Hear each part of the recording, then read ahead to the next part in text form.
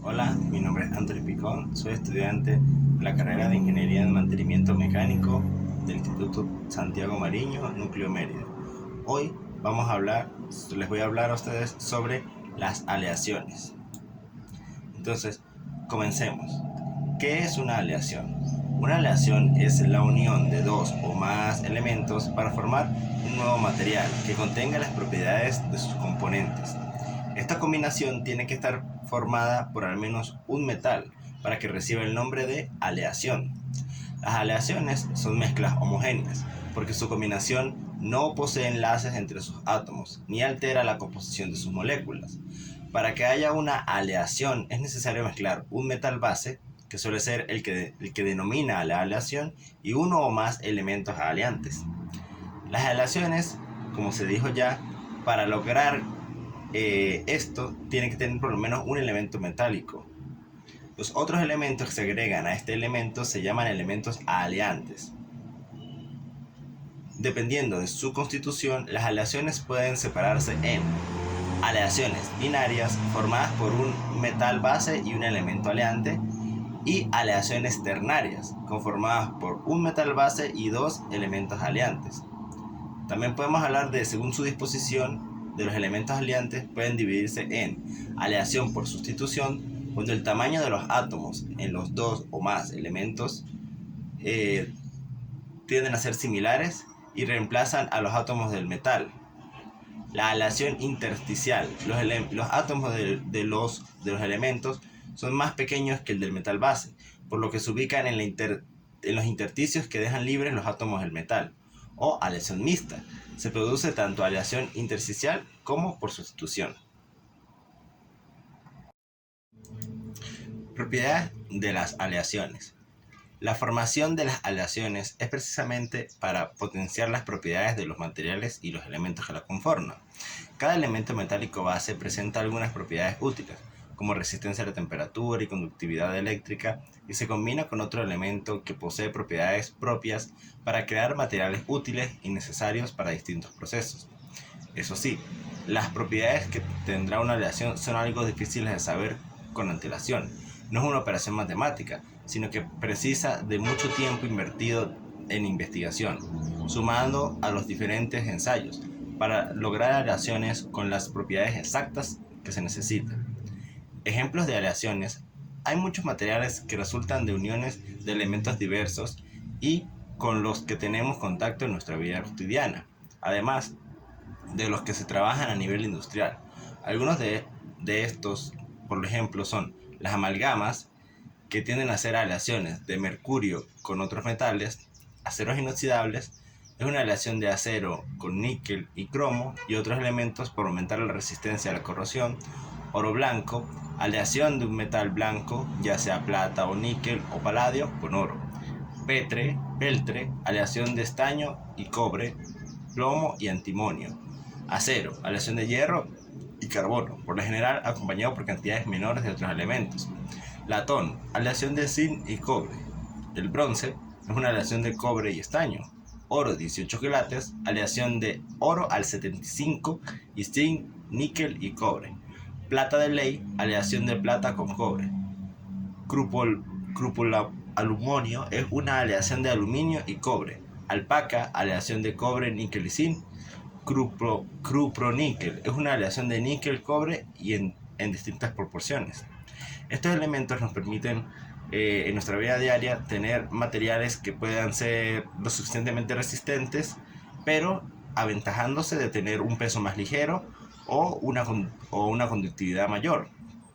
Estos elementos también tienden a permitirnos aprovechar aspectos visuales de algunos metales sin su costo tan alto, como el oro de 18 quilates, que mantiene ciertas propiedades del oro, pero su composición no es totalmente oro, sino que mantiene composiciones bases de metales más económicos.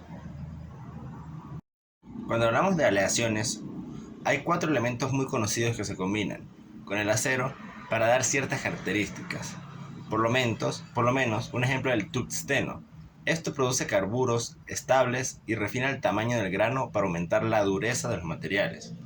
El cromo. El cromo aumenta la dureza, la fuerza y la resistencia a la corrosión. Uno de los mejores ejemplos es el acero inoxidable. El molibdeno. Cuando se agrega a un acero para herramientas, lo hace es más resistente a las altas temperaturas. Así permite tener herramientas o piezas de maquinaria que soportan trabajar a altas temperaturas. El vanadio. El vanadio generalmente se agrega al acero para inhibir el crecimiento del grano durante el tratamiento térmico. Esto para evitar rupturas internas.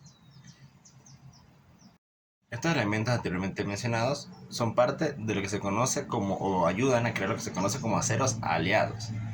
Estos aceros tienen ciertas propiedades muy interesantes, como temperabilidad del material después de un proceso de tratamiento térmico, fuerza para soportar cargas sin romperse, abolladuras o deformarse o dañar, tenacidad para absorber energía y deformarse sin fracturarse, por ejemplo martillos, picos, resistencia al desgaste y la corrosión, y dureza del material a las temperaturas muy elevadas y en temperaturas muy escaladas o saltos de temperatura muy fuertes. Esto, como ya dije, para maquinarias que trabajan a altas temperaturas o herramientas para trabajar otros metales a altas temperaturas. Dentro de estos aceros aliados podemos clasificarlos según su composición química, según su calidad o por su aplicación. A nivel de su composición química nos centramos más en su porcentaje de carbono, siendo así aceros de bajo carbono, medio carbono y alto carbono. Los de bajo carbono están por encima del 0,25%, los que están a medio o medio carbono se consideran entre 0,25 y 0,55% de carbono. Y los aceros de alto carbono se consideran del 2% de carbono en adelante. Luego, según su calidad, se separan en aceros no aliados, aceros aliados y aceros inoxidables, este siendo una parte muy importante. Y por su aplicación, pues tenemos varias aplicaciones del acero, ya al ser uno de los materiales más usados en la industria: aceros de construcción, aceros de uso general, aceros para temple y revenido, aceros inoxidables y aceros para herramientas. Estos últimos, aceros estructurales para herramientas, son muy importantes, ya que el acero para herramientas se refiere a una variedad de acero, al carbono y aliado que son particularmente adecuados para convertirse en herramientas. Punzones, molde, herramientas para cortar, estirar, dirigir, cortar otras herramientas. Su uso, su importancia proviene de la dureza que presentan y la gran resistencia para mantener su filo, incluso aunque se trabaje a altas temperaturas. Un ejemplo de acero para herramientas es el acero A2. El acero para herramientas A2 es un acero endurecido al aire para trabajo en frío de aceros del grupo A que contienen molibdeno y cromo. O sea, tienen dureza a la resistencia térmica, y el cromo las ayuda a combatir la corrosión. Muchos ejemplos de aplicaciones de estos pueden ser punzones, insertos de desgaste, herramientas de precisión, dados de acuñamiento, fresas maestras y dados calibradores. Ahora, hablamos de las aplicaciones y de los tipos y según la calidad. En esta calidad teníamos el acero inoxidable. Este acero es muy importante en nuestra sociedad actual, ya que es uno de los aceros más utilizados en herramientas, incluso utensilios. Los aceros inoxidables son aleaciones de hierro, cromo y carbono, como se había mencionado antes, ya que el cromo ayuda a evitar la corrosión, que en ocasiones se complementa con otros elementos, principalmente el níquel. La adición del cromo es la que proporciona a estos aceros la característica de inoxidable. En medios oxidantes como el aire, el cromo forma una capa de óxido muy fina y compacta que aísla al material de los ataques de los corrosivos, por lo más general el aire, ya que el hierro es un elemento que tiende a oxidarse muy rápido si se deja en un medio oxidante. Las familias básicas de los aceros inoxidables se pueden dividir en 4: austeníticos, martensíticos, ferríticos y dúplex. Cuando hablamos de los austeníticos,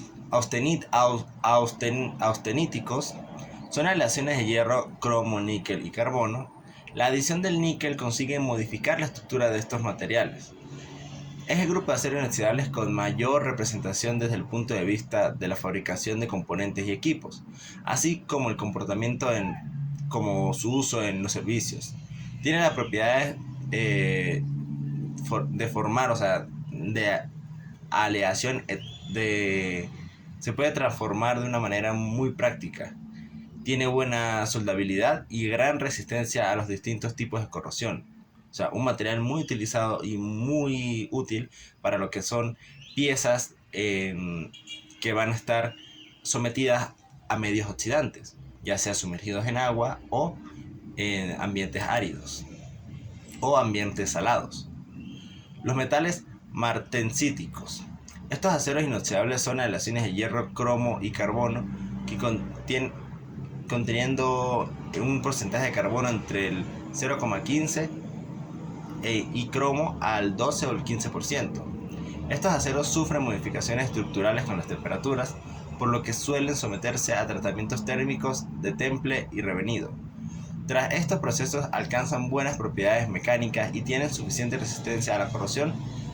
Su aplicación principalmente es para instrumentos quirúrgicos y para cuchillería, siendo estos para cuchillos profesionales, utensilios de alta gama y, como ya se dijo antes, elementos de precisión o elementos quirúrgicos, ya que tienen que ser elementos donde su porosidad tiene que ser muy mínima, ya que su limpieza tiene que ser la más exacta.